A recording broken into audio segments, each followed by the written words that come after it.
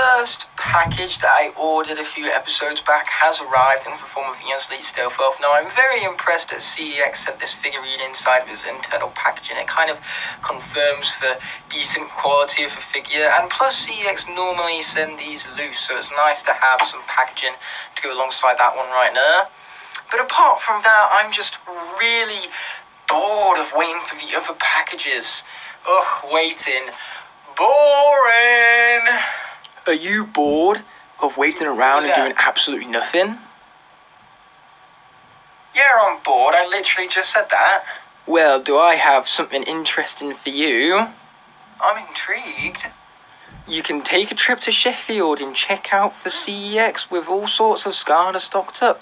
And if it's even a national video game museum for you to play video games of the past and the future. And better yet, there's a City World complex which is huge with 20 screens, IMAX 3D and 4D screenings. I absolutely have to go now. Exactly. Sounds like a plan. I'm going to get on the train and head on out for Sheffield for today's hunting video, because this is the second to last video of Skylanders Hunting ever.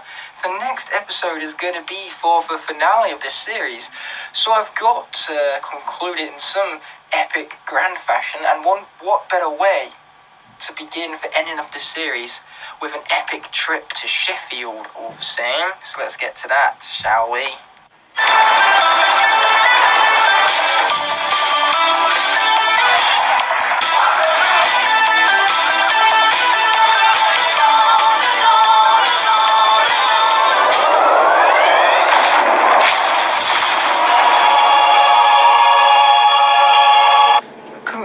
To Sheffield, not exactly got an amazing view, if you know what I mean, but there is a lot of greenery through the window right now, so I suppose that's cool. But anyway, it's a 50-minute trip, so why the heck not pull out the Switch and play a little bit of Smash on the way now, right? Right out of the train, first of all, the station here is huge, I should note, but second of all, I come out of station to terrible weather, aka the norm here in the UK, but there is this beautiful shot right here. Not even sure what that monument is, but it looks great with all the water trickling down. In case you couldn't quite pick up that detail, I just clued you in on it, so you're welcome for that, I guess. There's also a huge crane and another traditional city-based thing, but right next to that, or in front of it you should say, because that's how depth works, there's a showroom cinema. You can tell it's a cinema based on like the markings on the front right there, plus you've checked it on Google Maps already, and it might be a cinema, but not the cinema we're interested in today, but it's just pretty cool how I have one right out of the bat from the station, mind you. So yeah, without further ado, time to carry my bike up some more stairs, because I've done that already in the station, and man, it is not fun. Or, you know, I could just use the slope right next to the water thingamidingus. That sounds much better, second thought. Rules by on far from home bus ad. Well, by ad, I mean, of course, a bus poster, which is still pretty cool. And within 5 seconds, I found myself a secondary cinema, in this case for Odeon, and of course the university right next to the train station as well. So within 5 seconds, I've already fallen in love with Sheffield here. Oh wow, another bus ad. That's not quite as exciting as last week, to be perfectly honest. By the looks of it, trams run along right up there, but right below the tram line is indeed the station. From this angle, you can kind of see its scope, which I was alluding to before, because man, that place is big, even more so than Nottingham station. Apparently I'm heading towards the heart of the city, so that sure is convenient. But apart from that, around here you can see just like several typical architectural pieces of cities. So there's of course a huge gym over there with lots and lots of stairs again, but of course I'm sticking to the ramps, as I kind of discovered beforehand, since they're much more effective for biking. But yeah, I just took the cycle path all the way up here. Sure is convenient that cycle path leads all the way to CX. Without further ado, I'm going to continue down this cycle path. So right here there is a silhouette of a traditional city. What I really like about this piece is that the bridge right there looks kind of similar to that bridge over there, so I love the nice little intertextuality right there. But even better yet is the KFC. This city is officially perfect now that I have found the KFC. More trams around here apparently, but it turns out this huge building right next to the KFC is an Oriental buffet, so that's insanely cool. It turns out this is the other half of the university. I rode right round it and up several steep hills, so I'm very tired out about that, but regardless, all I need to do now is cross over the road towards the CEX, right over there because I have found it. Once I got inside with CX itself, I noticed that their display was a little bit scattered. So you had like Skylanders Superchargers on way back there, along with Ambush and all sorts of characters. Even Kingpin are all over the place. So much bigger than your traditional CX. Honestly, the biggest one I've ever been in. It spans all the way down there. I'm now exiting the CX after an interesting display to say the least. It's just funny how they were all scattered everywhere. But yeah, I did check behind the counter and everything. Was able to find a air sword within all of their tubs of Skylanders. So that's pretty awesome, I suppose. But funny thing about this one is it was actually in the Swap Force tub and not the Trap Team one. Because CX staff are really bad at organising. Before heading into CX over there, I did quickly check out this trade tour. And it turns out that they didn't have anything interesting that was Skylander based besides some Battlecast cards, which were highly overpriced for what they are. So yeah, nothing of interest to me all the same. So I've now made my way back to my bike. CX was just around the corner from up there, meaning the National Video Game Museum was merely a small walk away. What great marketing, having a video game store right next to the Video Game Museum. But at that, let's go check it out.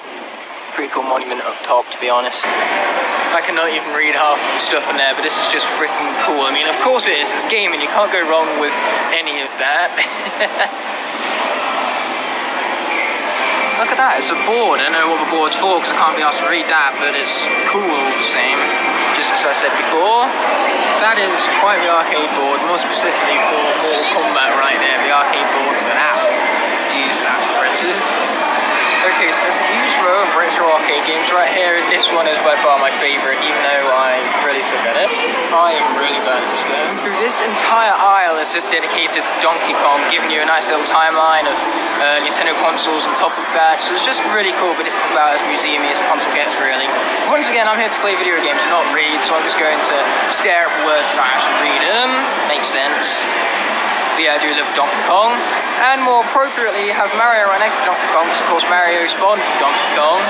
Oh yeah, the Wii U was a thing. Thank you Museum for reminding me of that, although I suppose someone has to remind me of it, like most likely it would have been a museum. I'm currently getting to play one of my favourite games of all time, a game older than me, on an original Nintendo 64, with an original Nintendo 64 controller. This place is perfect. Although I've got to admit, the controller's really weird. Ed in particular would love this because it's Forza Horizon 4, but with a stick. Oh, it's brilliant. It's much more hard than using a controller, but it's still brilliant all the same. Because look, I'm controlling with this right now. This Pac-Man is actually really clever. Turns out that there's 4 players, so what you need to do is you need to get 4 people, and each of these yellow buttons controls a different direction. So this one's down, that one's left, that one's right, and then that one's up. So yeah, you've got to work simultaneously with 3 other people, which I do not have, so that's just cool. Well, it's a cool device, but it's not cool that I don't have 3 friends right now. Once again, these cabinets have some really cool stuff in here. But by far, coolest thing is the best game ever made right here, Eaton. Also known as a game that crashed the video game industry. Thanks for nothing, you useless ET cartridge thing. Oh, it's so cute. If you relate this statement to Skylanders, then it is entirely 100% true. But anyway, what's really cool about this here booth is that it shows how quickly games decline in price. Because of course you have 25 for the newest FIFA, £5 for a FIFA that's barely even 2 years old at this point, and that was only like one behind the other one. So yeah, these things really do increase in price very, very quickly. They got Sonic. Oh, sorry, Sonic, but Sonic is practically the same thing. And then there's Guitar Hero right next to it, pretty cool. I own that game. I beat that game. Pure classic. Plus, gives kids the opportunity to learn about gravity, so does that. Physics in a Mario game, I know it's peculiar. Out of every game in this arcade, museum, but it's practically an arcade at this point, this is the one I've spent the most time on. VVVVVVV, or whatever it's called. Pretty sure that's its name. But regardless, I love this game just for the fast-paced nature, puzzle solving, and of course, gravity shifting. Space is shifting with gravity. Booyah. So many spikes though. This whole room here is about the lab, quote unquote. I'll show you a photo of it from the exterior, but basically it contains things like indie games that are yet to be completed, such as for like Master I Just Beat, and developer tools. But their, of course, definition of developer tools is Scratch and Mario Maker, but you can't moan about that because Mario Maker is awesome. Bloop. See what I mean? There is a small indie game currently in beta known as Light Matter, which fortunately I was able to beat, as you can tell from the display message at the top right there. And it was really fun. It's just a puzzler where the shadows are lava, if the floor was lava that is. So it's a good proof of concept, and it has a really great atmosphere to it as well. So it's definitely a good looking game if the beta's anything to go off, and I'm glad I beat it. Hey, we've seen the University of Sheffield twice now, and this is kind of stuff to get up to. It's all about architectural AR, you could say, because this is the castle of Sheffield, or at least what it was like when it once stood.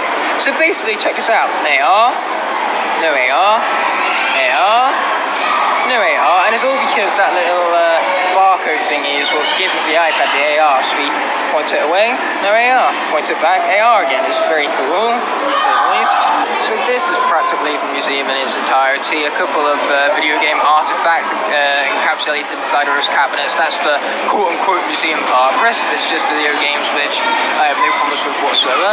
And man, it is one really good-looking piece of meat right there. So I'm just leaving the National Gaming Museum now, and I really wanted someone to commemorate this experience by, because it was amazing in there. So I got me a Space Invaders mug.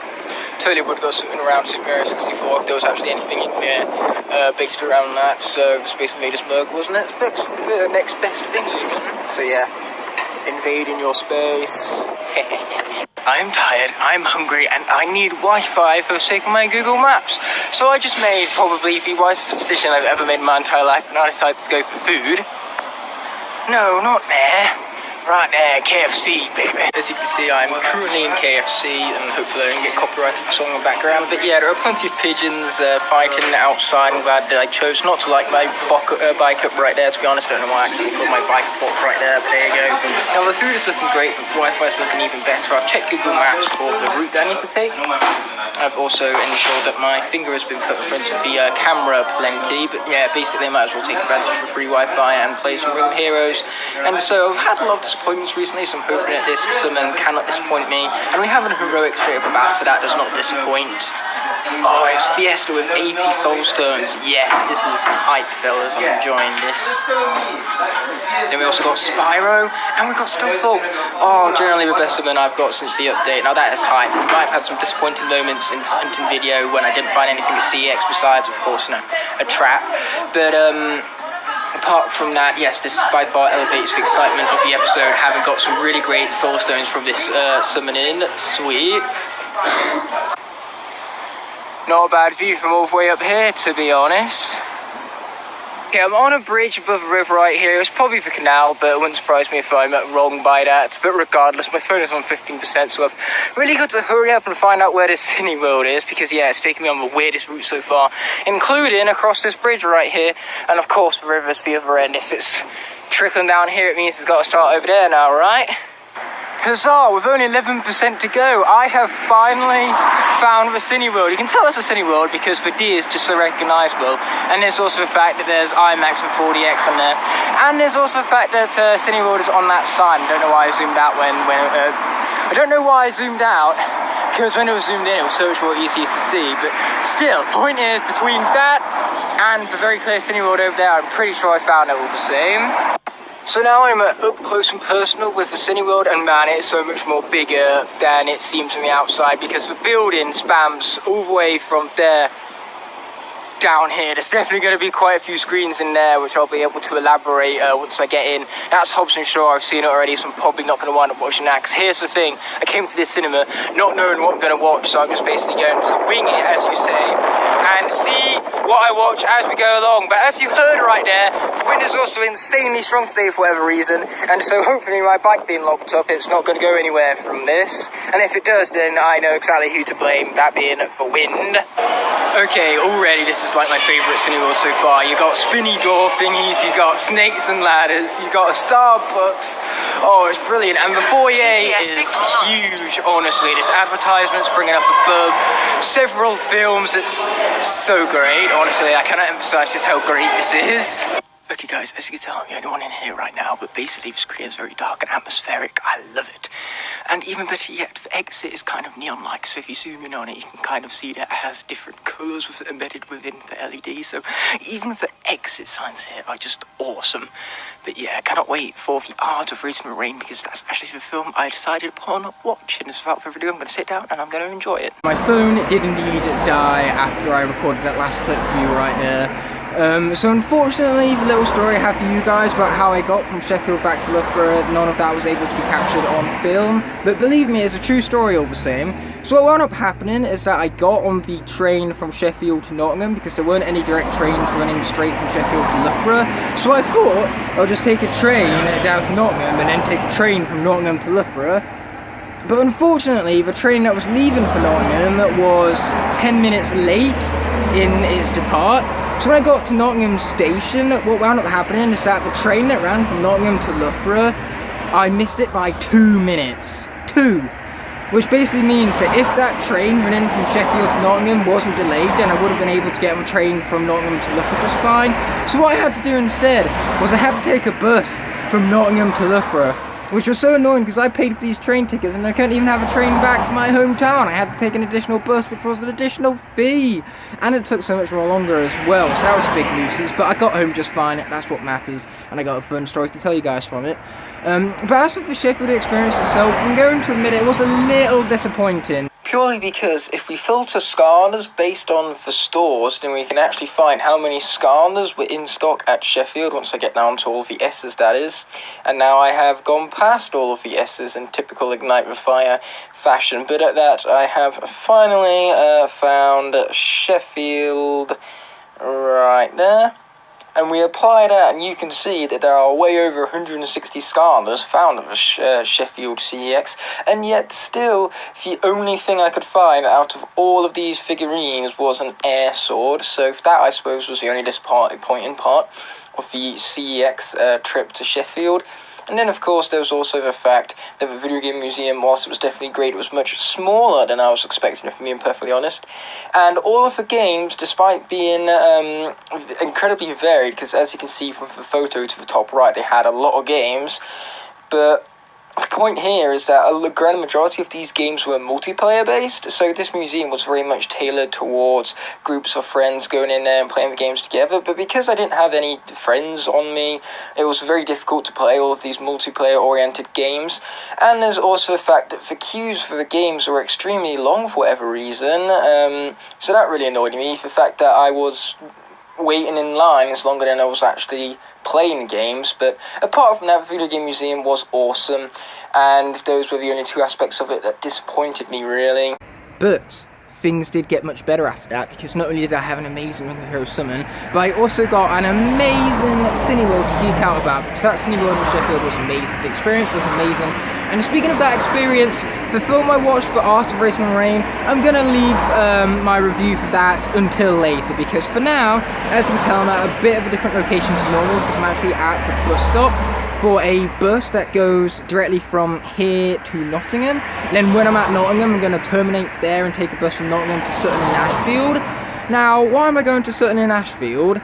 Well, it's because of the fact that I got an email not so long ago explaining that my land racing pack that I ordered from CEX was lost in the shipping, so I got all my money back and everything.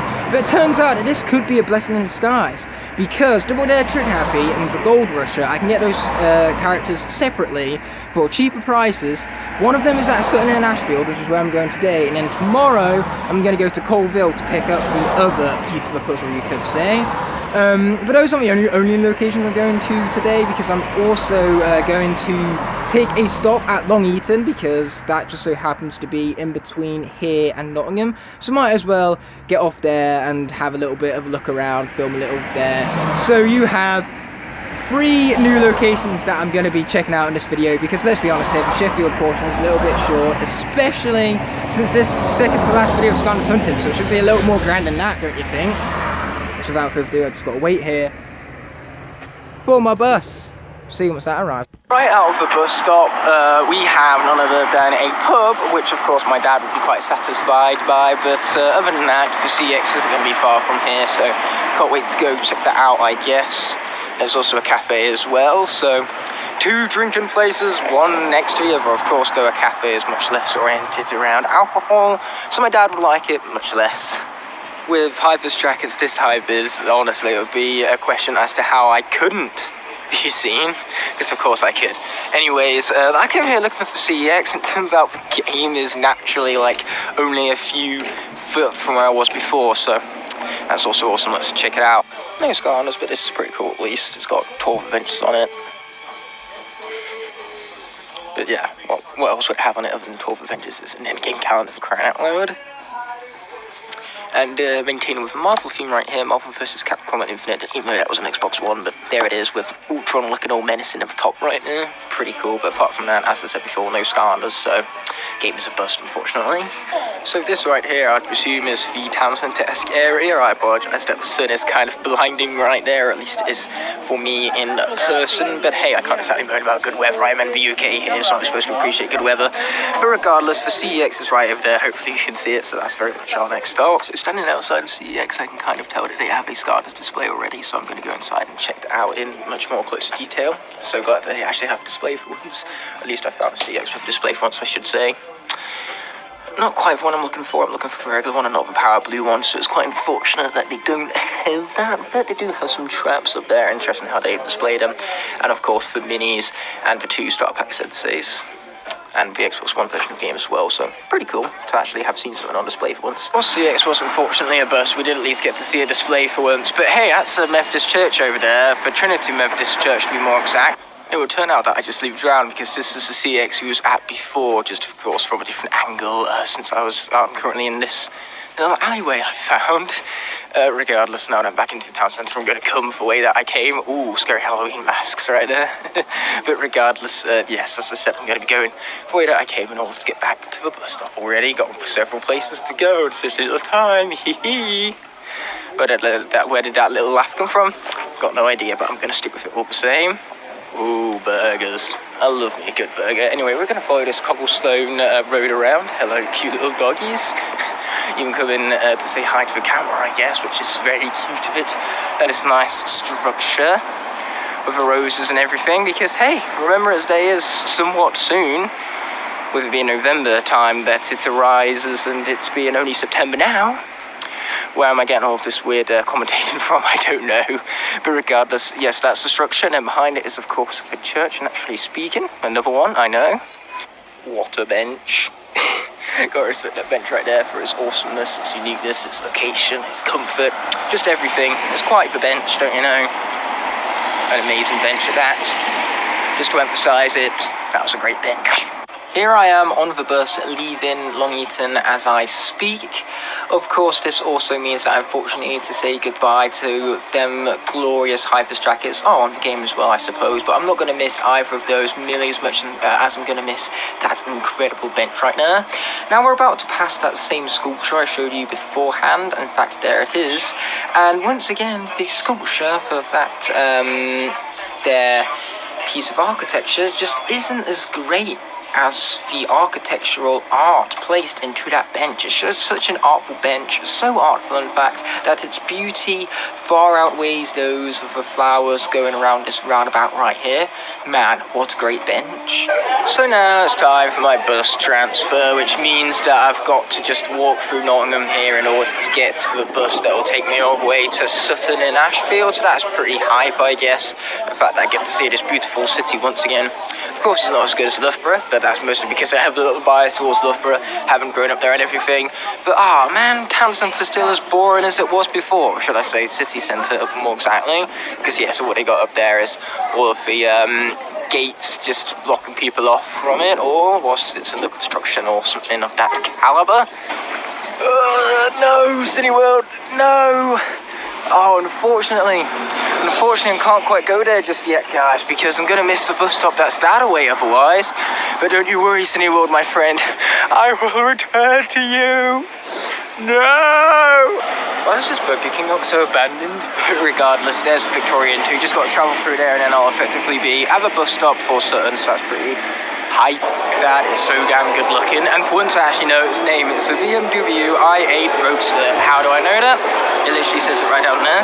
Well, would you check that out? I see it every single time I come here, and yeah, I'm still flabbergasted by it, because that's the word. It just looks so damn awesome, wouldn't you say? As that sign up there would imply. Bus stops are right out here. So I'm not going to check out the CX, at least not yet, because I just want to get straight to the bus station for Sutton, just in case I wind up missing the bus by a few minutes. Wouldn't that be ironic? For a few minutes that I miss the bus by, it is for a few minutes I spend the CX, which is exactly why I'm not doing it, mind you. Never actually checked out that drop before, and man, that is a sheer drop. You can't really tell it because of the fact that the light has been reflected through the window, but believe me, it's deep down there, all right. As you can clearly tell, I'm on the bus on my way to Sutton. At the moment, we're just going through Annesley, and there's a little pet shop there, so that's kind of cool to check out, but regardless, it's been a pretty long journey, so I'm doing none other than playing Splatoon 2, my brand new Splatoon 2 Joy-Cons. Obviously, they look really cool, green and the pink contrast each other very nicely to make some very bright and colourful Joy-Cons. So yes, I do like these more than the regular grey, boring old ones, you could say. But what's really cool about these buses as well is the fact that they actually have USB ports right here, so I can actually charge up my Switch whilst I'm playing it. So yeah, it's just very cool to have such a great bus service going through Annesley right here on my way to Sutton. As I said before, all that church looks a little inaccessible to be honest, but I do like that window design. See, look at that, very nice window design indeed. I've now gotten off at Sutton. I suppose I should go down this shady alleyway to begin with. Not really, I'm definitely not doing that. But regardless, I accidentally got off one stop too late because I was so preoccupied by Splatoon 2 that I completely forgot to check Google Maps for what stop I needed to get off. But hey, it only increases my walk by about 5 minutes, so everything will be good. And as far as I'm concerned, this place is already perfect because there's a carpet store. Look at that. That carpet store and the roundabout and all of its beauty is just as glorious as that bench I found at Long Eaton. For two of them, what two of them have in common? The fact that they're both awesome, that's what. For some reason, I really like that artwork. Don't know why, don't ask me why, I just do. Regardless, that place might look fancy, but it's actually just some high quality offices that they're currently refurbishing, so not really that fancy at all. It's just the way I make it sound. Regardless, I'm continuing on my journey towards the CX of Sutton-In-Ashfield, and realising that so far it's only really been houses and stuff around here, but once I get to the town centre, I'm sure there's going to be plenty more shops to me explore, such as the glorious CEX itself. This street right here is called New Street. You can kind of tell that from the sign over there saying that this is the New Street car park. So what's so new about the street? Is it actually a new street, or did they just call it New Street? It reminds me of New Super Mario Brothers Wii, where, you know, they called it new, despite the fact that nowadays the game ain't so new, so I'm going to assume it's the same for the street, because this street don't look so new. Told you guys streets were coming, and that's exactly what we've came across right here. I do like the different brickwork on the cobblestone path right here. It's very nice to see all the different colours combine into each other, but regardless, there's a King's Exchange over there, very fitting for me. You guys already know the story about how my, well, great-great-great-great-great-great-great-great-great-great-great-grandfather would have to be at this point, several generations back, how he was the King of Wales. But still, that's what makes it appropriate, I guess, the fact that, you know, we did have a king in the name, good order, years and years ago. And years, a lot of years. Oh, Costa. Once again, for path of several colours just to help it stand out. Now, I've perched myself atop this little approachment, you could say. I don't know the proper name for it, so that's what I'm not calling it, but I know professional names, nothing. But point is, I'm up here to take my bearings, and it turns out the CX is that way, so let's be heading up there, shall we? Aha, there it is. Didn't see it originally because that 5 for sale sign was kind of blocking it, but we have found the CX all the same, so let's go check it out. They have a really nice display of all the senses they have down here, you know, Chopscotch, Dr. Neocortex, just so many awesome senses in view right here, and of course a blast zone hiding behind the Skylanders sign right here with Chopper next to it. It's just a cool display all the same, and I appreciate it. So it turns out there's more Skylanders back there, several Trigger Happy, so I'm hoping they have a Trigger Happy I want in specific. There's actually a shopping centre right next to the CEX, so I'm going to check that out quickly, but as you can tell, I successfully even managed to pick up a Double Dare Trigger Happy, so that is freaking epic. Now inside the shopping centre with my Double Dare Trigger Happy in a much better light, mind you, so that's pretty cool, but regardless, right out for that, we have a Carpet Warehouse, Luke's favourite store, but I'm going to continue to explore the centre a little. I do really like the general aesthetic of this here middle area. It's basically one of those cafe parlors, but it just looks like a nice, relaxing, delicious place to eat at. By delicious, I mean, of course, the food that you actually eat itself. So yeah, very approachable to say. Wow, this is seriously windy. Nice little Dutch tilt just for effect right there for you guys, just to emphasize the tiltiness of this here slope. I should have really took the stairs, but I'm too lazy for that. And here, there's nice flowers down there because there is a little bit of a market centre around here, so that's cool. Same. Just exited from the shopping centre, which was down from up that way, right next to a KFC. If you can see that up there, a nice, another delicious KFC for me. Regardless, man, that thing is pretty interesting to say the least. Nice part to the town centre, I suppose, as well as the flowers and everything. But regardless, I'm kind of going around in circles right now because the CEX that I found the double dare trigger happy at, yeah, it's right back over there again. Once I zoom in, you can see it better. And now I've done such a thing. Okay, so this bench right here, yeah, it's quite nice. Not nearly as nice as that epic bench in Long Eaton though. Man, that was a bench. So you can kind of see a small part of the church poking out from the top of those buildings right now. Not those buildings specifically, it's behind those buildings. That's what perspective kind of creates, but still, you can kind of see it somewhat. And that is my point here. Ooh, would you look at this fence right here? It's barely even a fence, it's more of a rock wall than anything, but hey, it does its job, doesn't it? It works as a good thing for children to bounce on if they so felt like playing with it, and it also ensures that, you know, cars can't ram straight through it, keeping them in a nice parked formation, one would say. Regardless, since the shopping centre back there didn't really have many stores of interest, aka game, it didn't have one of those, so naturally speaking that means there's very little left for me to actually do down here, so I'm going to head on the bus back to Nottingham. This is indeed the bus stop you're looking for. This time I got myself a front row seat on the bus, but regardless, as you can see, I am on my way back to Nottingham as we speak down what looks to be a very busy road, so I'm glad I'm inside of this bus right here rather than a car, because what would win against a bus and a car? A bus. But yeah, it's a nice countryside road as we make our way to Nottingham all the same. Okay, the plans might not make it obvious, but I have returned to Nottingham right now, and whilst the plans don't make that obvious, as I literally just said, what does make it obvious is for into Victoria Centre that I am now entering. So, in the Popsies, right next to the CEX. You would think after how many CEXs I've been in this video, I would be tired of them by now, but you'd be wrong, because we're going into another one. And wow, do they have a good selection on this time. They obviously stocked it up from for previous times I've visited. So it's just cool to see all of the Skylanders and all of their glorious glory on the bottom shelf right here. The only unfortunate thing about it is that I'm currently having to kneel to record this. But apart from that, it's pretty great. You guys have already seen it. There are several Skylanders down there. Turns out there is a few I missed though, because there's 4 hiding right behind the Xbox controller right there. Pretty cool. They're all Swap Force ones as well. That's also awesome. Swap Force is basically awesome. Look at those poor fellas. Just look at them. They're hanging on with their life. There's nobody going to help the poor fellas. I've got to admit though, that's quite a way to advertise, having the costumes on display for everyone to see and then telling you where you can get them from. Like in that case, it's Monsoon. That's just a cool name. Monsoon. Fear not, Sunny World. I said I would be back, and here I am. Oh, I can't wait to get into whatever film I choose, because unlike the norm, I haven't came here with a plan, so I'm just going to pick and choose whichever movie I want to watch once I get in there. I'm choosing one movie. It's going to be Ad Astra. I mean, like, it looks epic, so what the heck not? Check it out now, right?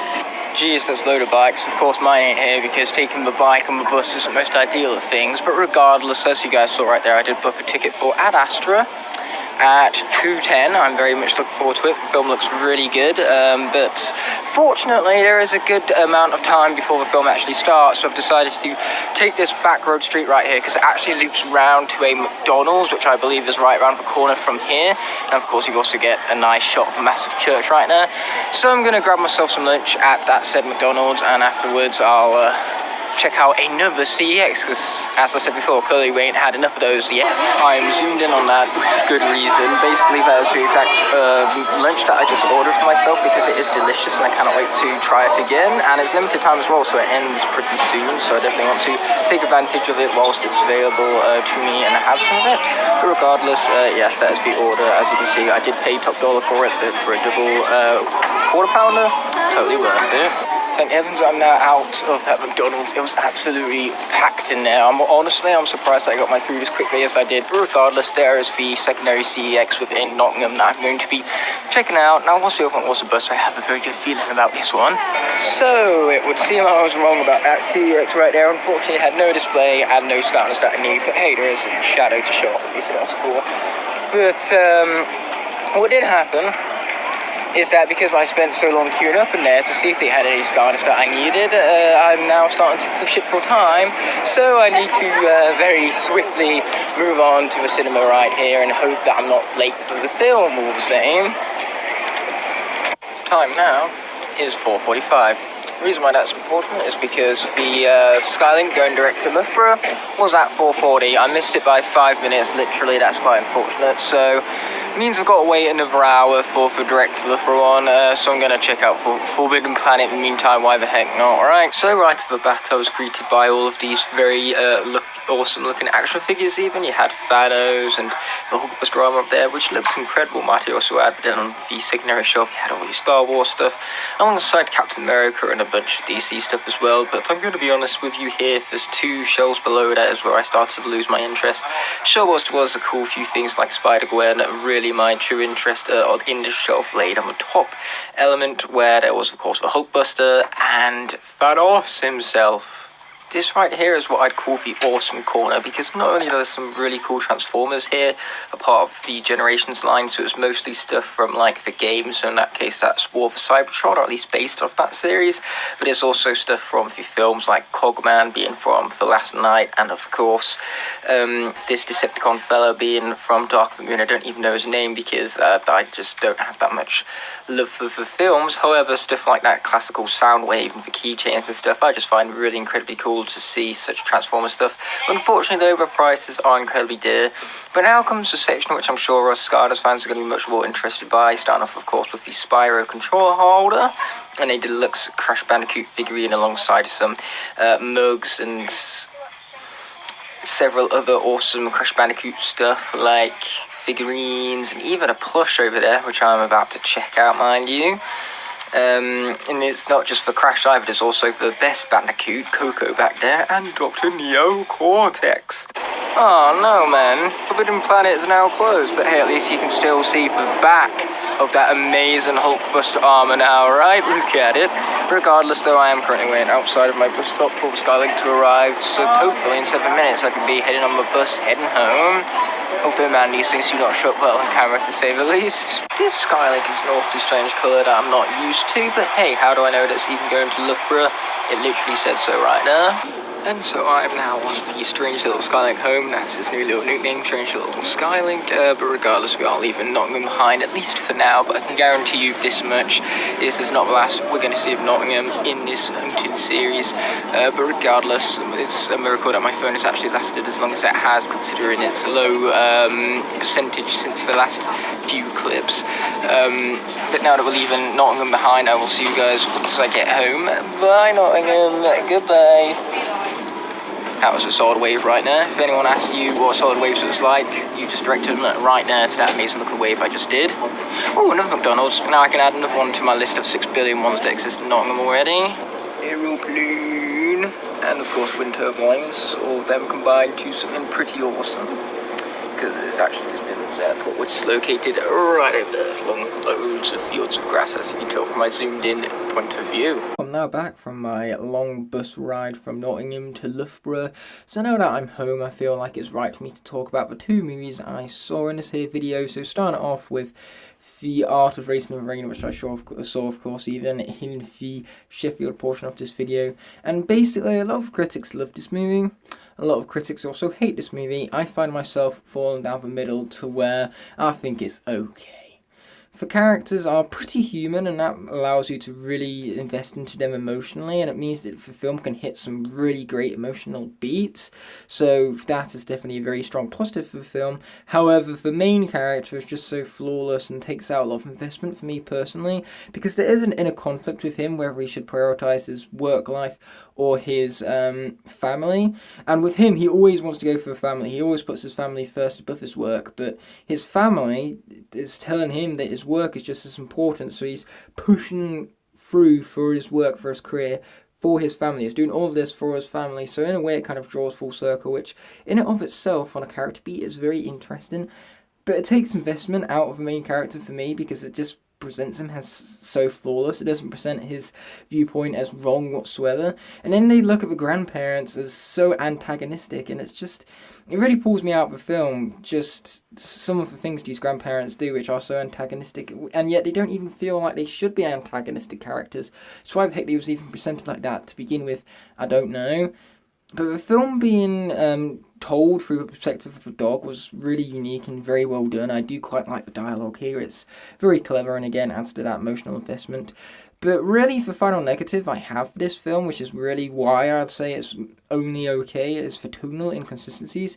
Because 1 minute this is a film about driving, then the next it's about this owner and his dog, and the next it's about marriage, and then the next it's about the mother having cancer, and then the next it's about the father's struggles in a lawsuit in order for him to see his daughter again, because his grandparents had taken that right away from him, which again is very antagonistic, and it just feels so out of place for this movie, really, and especially for these characters. And so, because of this, you're never really given enough time to invest in a single story arc in this film, because it's going all over the place. And it doesn't hinder the emotional experience whatsoever, because as I said before, the emotion in this film that you feel is very, very high. I just have to say very twice right there to emphasise that. But what the tonal inconsistencies does do is make you feel as if you're watching a different film every 5 minutes. Like, honestly, I didn't even think this film was all one film. I thought I'd watched 3 films by the time the credits rolled. Yeah, they could have made a whole trilogy out of this, but there you go, you see. It's unfortunate that the film also feels so rushed, because, like I said, they could have made a whole trilogy from it. But as I digress, it's time to move on to the film I saw at Nottingham instead, that being Ad Astra. I believe it's AD and not Ad as I've been pronouncing it this whole time, because, of course, it's a single D and not a double D, so the spelling of the word is also translated into for pronunciation, so enough of mispronunciations. For Ad Astra, this film visually is stunning. The acting is stunning. The editing, also stunning. But by far my favourite part of this film is the production design. These sets feel so real. It actually feels like these people have gone out into space. It's incredible to watch visually, especially on the big screen, which is why I'd recommend you guys go and see it in cinemas. And that's the reason why you want to go and see the film, really, because you want to see space in its entirety, you want to see all of these impressive visuals, and you want to see the production design here. Unfortunately, what lets the film down is for very, very weak characters. There isn't a single character in this film who's memorable, who has any form of arc whatsoever. Not even the main character, really, who has his perspective throughout this whole film shared with us. I feel like this film would have been more beneficial if it had more silent moments to it, because the main character is constantly talking throughout this film, telling us how he's feeling and such. So I feel like visual storytelling here would have been much more compelling than having the main character talk every 5 seconds about it. But even then, I can't drag this film down on a weak character standpoint when the story itself is original and very investing, and the visuals even more so. So yes, I really enjoyed Ad Astra. I do think it's better than The Art of Racing in the Rain, although that film was okay. I'm going to emphasise this here. It was okay. Definitely the best film about a dog I've seen this year, though I'm going to be honest. Not that there's much competition in that category, because I'm not normally big on those type of films, but Art of Racing in the Rain, I'm glad I enjoyed it as much as I did, because hey, okay, still equals enjoyment. But regardless, I will see you guys tomorrow. Well, I say I'll see you guys tomorrow. It'll be tomorrow for me, but for you guys, it'll be a matter of 5 seconds for when I cycle to Coalville, so see you then. Oh boy, it's pretty damp out, but it's fine, because despite the climate, we're still going to cycle all the way to Coalville, which is why I'm returning to the bike right here. So yeah, without further ado, let's get cycling, because man, do I have quite the journey ahead of me. I'm honestly shocked that my bike is able to stand up next to this bench so nicely, but regardless, this junction right here actually marks the halfway point, meaning that I've cycled 3.5 miles and have another 3.5 miles to go. Yay. But the rest of this is unknown territory, so it's going to be new for me, which is exciting right off the bat. But second of all, there's also the fact that, you know, I've got to cycle through it. But hey, that's what I have Google Maps for, fortunately enough. And man, would you look at all that greenery right there. Good old greenery. I've now had to exit off of the main road even because there is no cycle path leading down it. So now I'm going down this public footpath right here, which looks pretty interesting in the fact that it's not designed for bikes. So this is going to go one of two ways. Either I get murdered here or I actually have a good time. Hopefully it's the secondary option right there. So the options are either that tunnel up there or carrying my bike up that steep looking hill. Despite the fact that my bike is big enough already, I'm going to take the freaking hill. The ramps like that look like to be seriously fun to just roll right down and then roll back up using the momentum that you've used from going down a hill already. But they also look extremely dangerous and way out of my skill level, so both of those in combination means I'm avoiding them at all costs. I'm very fortunate to have escaped the wood area for a much more open, naturous area, which is good, great in all of its beauty, if not good. What am I saying? It's clearly great. But yeah, going to be continuing down the cycle path now. Seems a lot more obvious than it was before, so that's great. There's a nice little brook here and a swing, because that's what the rope would be for. And it would be really ideal for the fact that I just have to trek through all of those things back there, and now I'm in pain. And by the looks of it, this is a dead end, so I might have to go back through them stings again. Great. Turns out there was a path right to my right. Right to my right, that's hilarious right there. But point is, there was a path down there that I didn't notice at first, so I took it and it wound out spitting me out right down here. So I'm just going to continue up that road because I believe that's the way Sheffield would lie. Oh, Sheffield, I meant Coalville, sorry. Turns out that road was ridiculously long, but I survived somehow. But tell you what, I'm not going to survive all of these hills I got to cycle down next. Look at that. Well, I'm going to survive the cycling down part, so the cycling up part I'm going to struggle with. Currently surrounded by a KFC first and foremost, and then a McDonald's, which is shut. How worthless McDonald's. It doesn't open again until October 22nd, as you could somewhat tell from that sign, but the tree is blocking the rest of it. Point is, McDonald's is there for sure. And then there's also the Audi. All of these things in combination means we're getting close, so that's pretty great.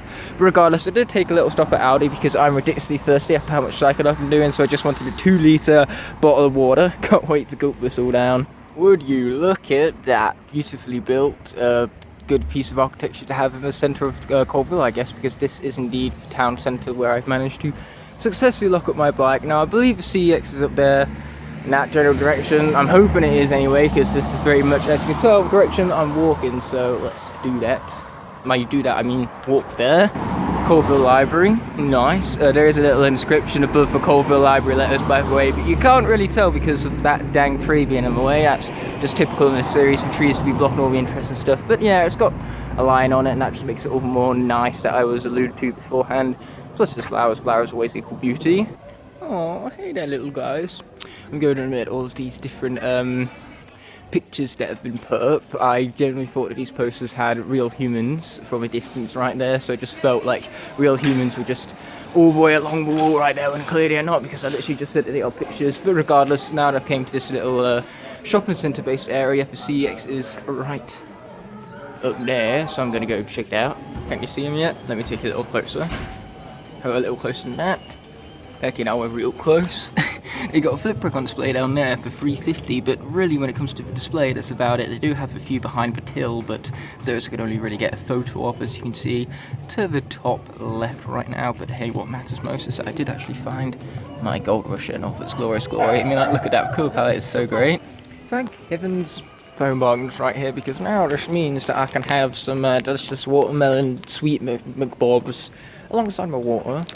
So yeah, thanks for that home bargains, but thank you nothing for UK weather, because now it's absolutely pouring it down, much worse than it was before. Railway crossing right here, totally would wait for a train if it weren't for the fact that it was pouring it down right now, and I really can't be asked to wait in such weather. But hey, there is appropriately a pub called the Railway, right next to the railway, that's great. Very cool stuff. This huge building here is exactly what the huge title for the building would suggest. I don't know why I called it a title, it's more of a name than anything, but hey, a title is a name, so as I digress, it's basically got a bunch of merch in there, but it's also got some TVs set up for FIFA and Smash and stuff, so it's just really, really cool actually. Turns out I'm right next to a motor dealership within Coalville, but regardless, right across the road is just a really interesting looking building alongside a lot of greenery. You guys know how much I love my greenery. And there's also a clock, and of course a church spire kind of peeping around the back of that there building, because the building is blocking off the rest of the church, since as we already know, that's how perspective works. I'm pretty sure I've made the same joke twice in one video, but we're gonna roll with it. literally because I'm on my bike right here, so wheels, what do? They roll in that general direction, I would hope, because that's the general direction I need to be headed in. You'd think all this would still be Coalville, but you'd be wrong, because this is actually Whitwood, strange little town in the middle of both Sheffield and Coalville. So hilariously, just to prove how long this route is, I've got to go through Whitwood and Sheffield just to get back to Loughborough. But there really isn't much around here of interest besides the school and a few shops that don't stock up Skylanders because it's more convenient stores and stuff like that. So I'm just going to cycle straight through it and end off the adventurous clubs here, so I'll see you back home all the same. In this video I visited 6 different CXs in 5 different locations, and this is what I have to show for it. To be honest, it's not bad considering how far into my Skylanders Hunting career I actually am. So I wound up going quite a few miles for nothing but an air trap to Sheffield, and then of course there was also that National Video Game Museum, which whilst being awesome was a little disappointing since it wasn't as awesome as I was hoping it would be. But still, that doesn't take away from how awesome it was to begin with. Then, of course, Sheffield took a turn for the much better to where I managed to get a very lucky Ring of Heroes summon. I suppose it must have been that very specific Sheffield KFC Wi-Fi.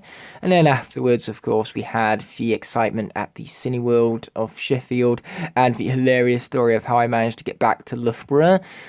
But of course, the hunting video didn't end there because I travelled all the way to Eaton, followed by Nottingham, followed by Sutton-In-Ashfield, which felt like miles upon miles of bus journeys, all for the sake of a double dare trick happening. Then the next day, after having had 3 hours of bus travel the day before, I decided to have the exact same amount of time cycling on my bike. Of course, getting there wasn't a smooth ride after having almost gotten lost in acres upon acres of forest, which I'm sure was hilarious for you guys. And then having emerged in Coalville for nothing but a gold rusher. Was it worth it? Abso-freaking-lutely. And I hope it was worth it to all of you guys as well, because I'm sure this second to last hunting video has become pretty grand in the process of acquiring all of these figurines from all of these different locations. But that, of course, basically does it for this Skylanders Hunting video, so I will see you for the finale of this series on October 6th. But until such a moment, peace.